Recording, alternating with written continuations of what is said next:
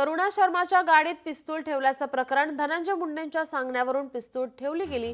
काही पोलिसांनीच गाडीमध्ये पिस्तूल ठेवली होती। तृप्ती देसाई यांच्याकडून आता दावा करण्यात येतोय।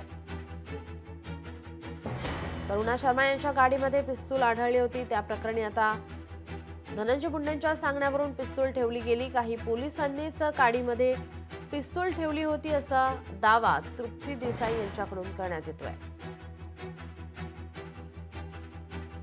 3 वर्षापूर्वी जेव्हा धनंजय मुंडे यांच्या पहिल्या पत्नी करुणा मुंडे यांच्या गाडीमध्ये पिस्तूल ठेवण्यात आलेलं होतं आणि त्या संदर्भामध्ये करुणा मुंडेंना अटक झालेली होती। अनेक दिवस ज्या आहेत त्या जेलमध्ये होत्या आणि आज महंत नामदेव शास्त्रीजी तुम्ही ज्या मुलाची बाजू घेताय, ज्या मुलाचं कौतुक करताय, त्यांचीच ती पत्नी आहे ना, मग तो गुन्हेगारी प्रवृत्तीचा नाही असं कसं म्हणता?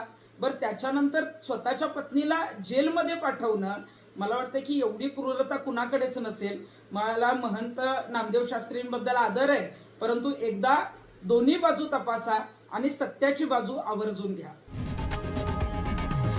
लोकशाही मराठी ऐका, पहा, जागरूक रहा।